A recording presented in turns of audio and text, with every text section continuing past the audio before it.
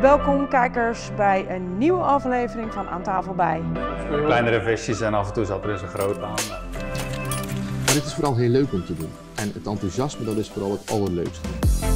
Beste kijkers, wij zijn vandaag te gast bij het café-restaurant In het Zicht der Schelde in Paal, waarvoor hartelijk dank natuurlijk. Zeeland wil in 2050 200.000 nieuwe inwoners erbij. En Zeeuws-Vlaanderen heeft een groeidoelstelling, dat is voor 2030, van 25.000 extra inwoners. Maar ja, die mensen moeten overal wonen, want ja, je hebt toch huizen nodig. En mijn gast die is bezig met het voorzien in woningen, bouwen van woningen. Ivo Matthews van Kennedy West, welkom. Goedemiddag.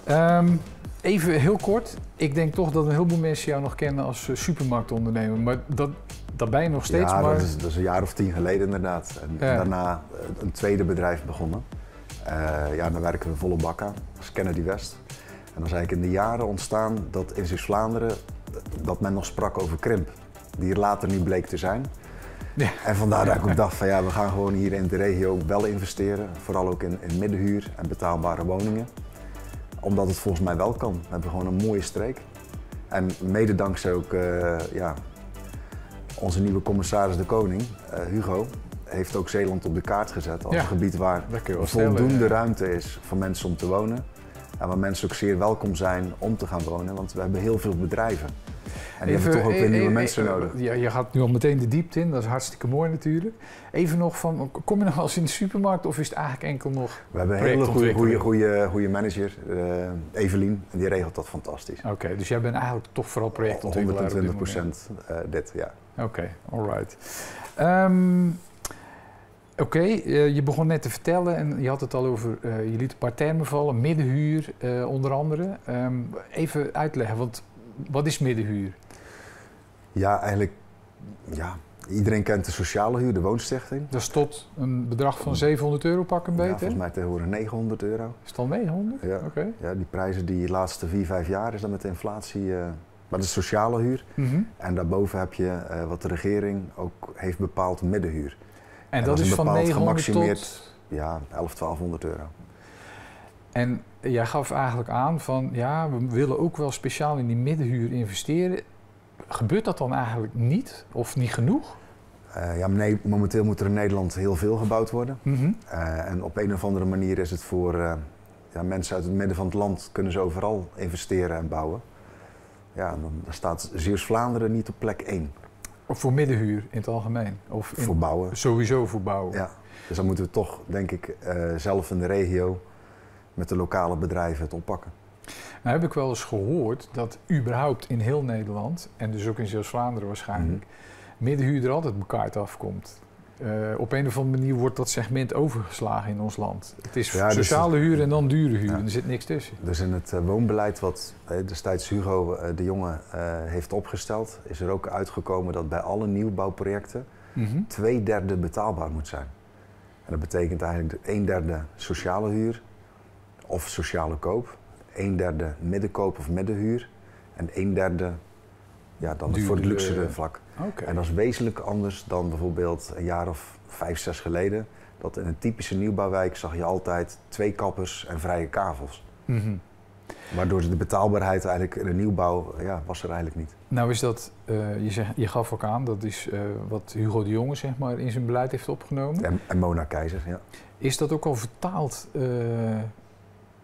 lokaal of regionaal, zo je wilt? Laten we zeggen, is het in Zeeuws-Vlaanderen ook al gemeengoed dat dat gebeurt? Ja, voor alle nieuwe projecten die we nu ontwikkelen. Dus we zijn een half jaar geleden begonnen met het project Axel Noord, samen met de gemeente.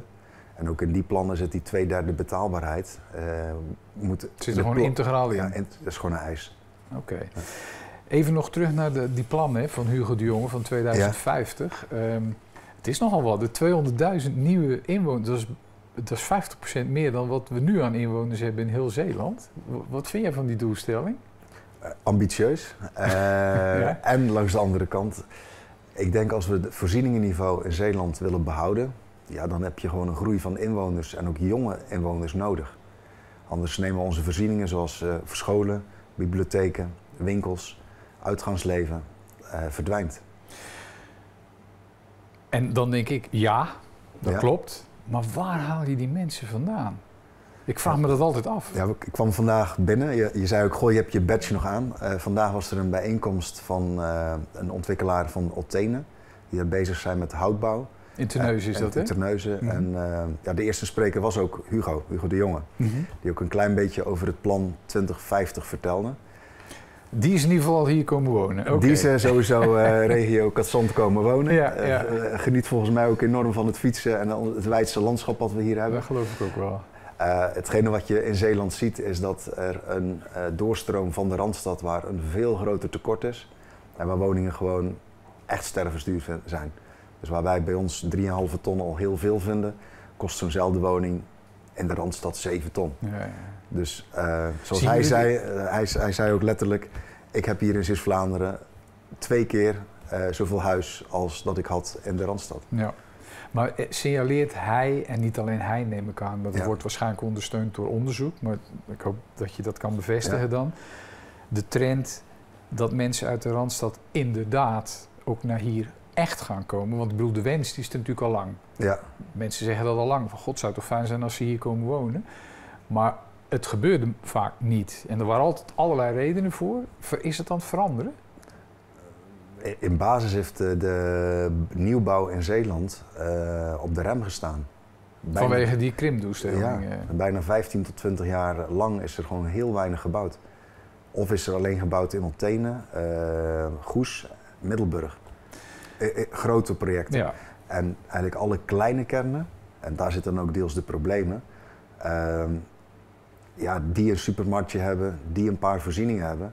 Ja, als die bewoners ouder worden en minder inwoners krijgen, ja, dan staat alle voorzieningen van zo'n dorpje onder druk. Dat verhaal begrijp ik. Maar, dus nou zegt Hugo ook van, goh, laten we ook bij die dorpen bouwen, laten we ook het wat breder inzetten, zodat we bij Zeeland ook genoeg medewerkers hebben, ook voor onze bedrijven die er nodig zijn. Ook daar komt ook een vergrijzingsgolf aan. Ja, daar moeten nieuwe medewerkers voor komen. Of we verliezen niet alleen onze leefbaarheid in de dorpen, maar ook nog een keer de bedrijven. Ja, oké. Dus het is een beetje de vlucht naar voren, maar er zijn wel, wat zou ik zeggen, duidelijke redenen voor om te zeggen van we moeten bouwen. Want als we bouwen, dan kunnen we net medewerkers hier naartoe halen. Maar medewerkers komen niet alleen naar hier omdat er ergens een huis staat. Dat moet meer zijn. Je hebt werk nodig, je hebt werk voor de partner nodig. Ja. Je moet naar theater kunnen, de winkels moeten in de buurt zijn, de gezondheidszorg, noem maar op. Dat is een heel pakket natuurlijk voordat je iemand zover krijgt dat hij de Randstad, waar die geaard is. Hoe zou het zijn als we leraren hier tekort hebben? En wij hebben gewoon een campagne waarin we aangeven, kom bij ons werken. Mm-hmm. Fantastisch mooie omgeving. Ook denk ik gewoon heel fijn om les te geven. En misschien ten opzichte van de Randstad. Ja. En het tweede is, we hebben hier een woning voor u. 2 keer of de helft van het geld wat u nu betaalt.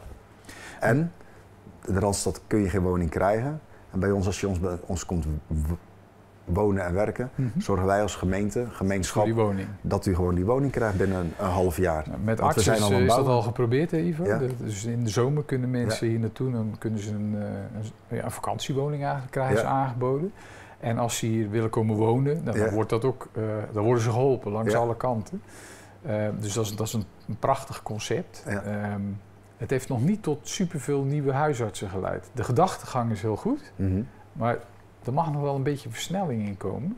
En ik vraag me gewoon af hoor, dat is ik weet het ook niet, jij denk ik ook niet, maar of enkel woningen voldoende is, woningen bouwen.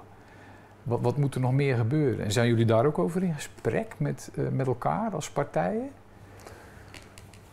Ja, wat moet er nog meer gebeuren? Ik denk dat voor deze regio belangrijk is dat we de grote bedrijven die ons, denk ik, sinds de jaren 70 heel veel welvaart hebben gebracht, die hebben een hele hoge energiebehoeften. Mm-hmm. Dus dat we daar op links of rechtsom gewoon in Zeeland voor gaan zorgen. Ja.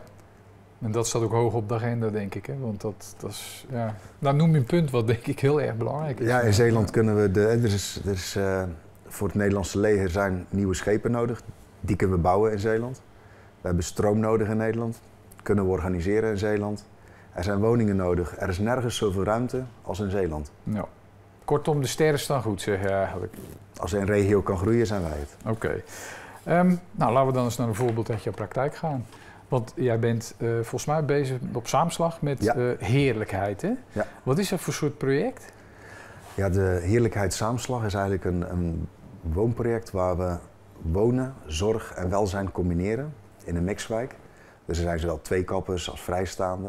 Maar wat het belangrijkste is dat daar een hof in gemaakt is. Dus een hof? Een hofje. Tussen de woning in, bedoel je? Een centrale hof met een gemeenschappelijke tuin. Mm-hmm. We hebben dat ontwikkeld samen met SVRZ.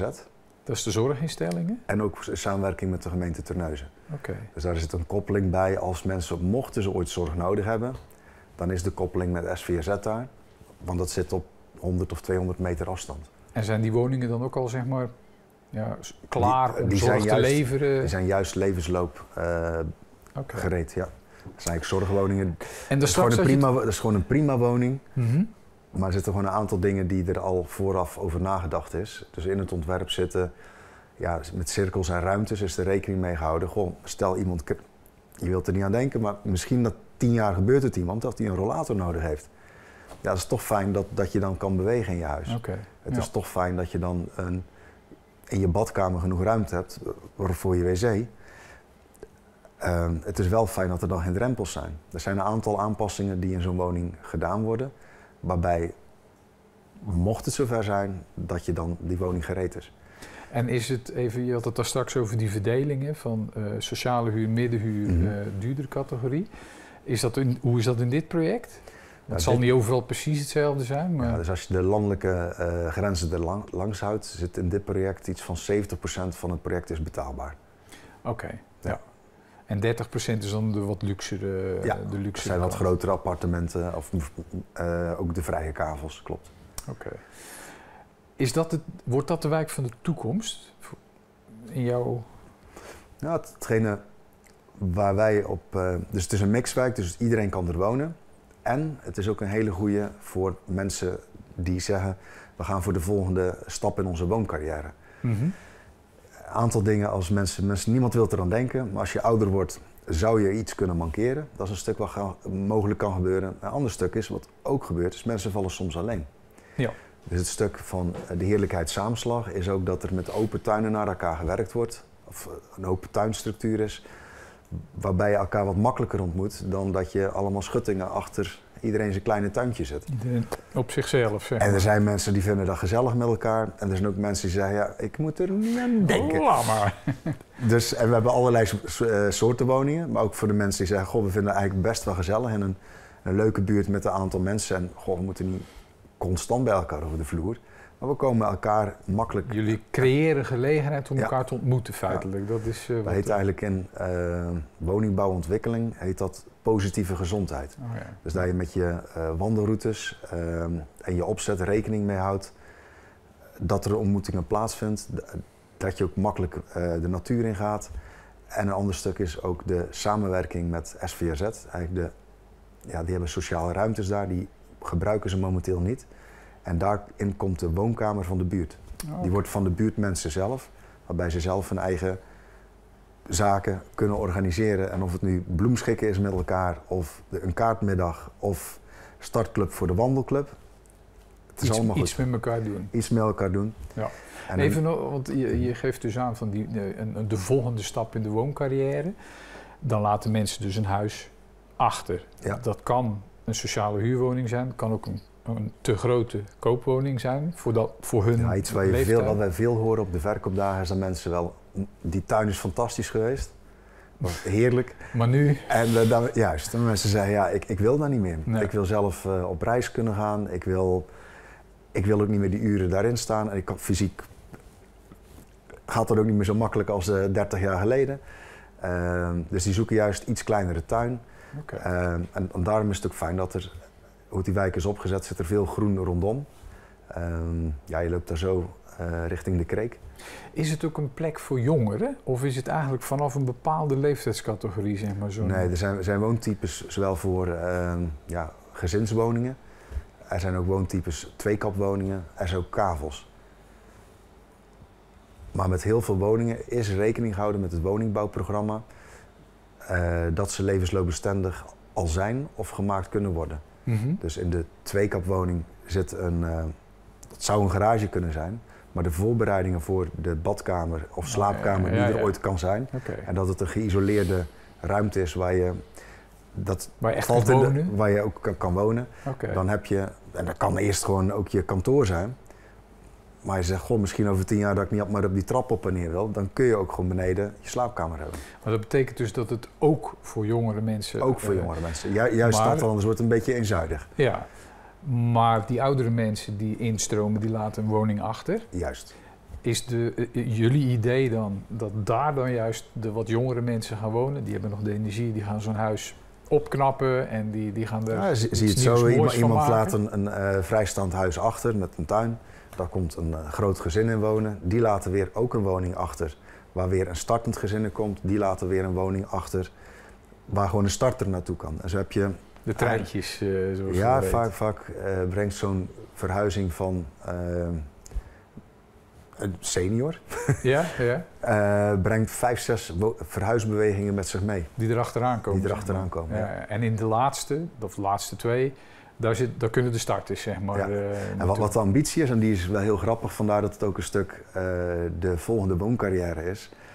Ja, mensen zijn niet bezig met ik word oud. Mensen zijn jong, op alle leeftijden, en hebben daar ook niet per se goesting om over na te denken. Hetgene wat mij landelijk fascineerde, is dat er gegevens zijn, data, waarin heel duidelijk blinkt tot 75, 76 en daarna neemt die verhuisbereidheid echt dramatisch af.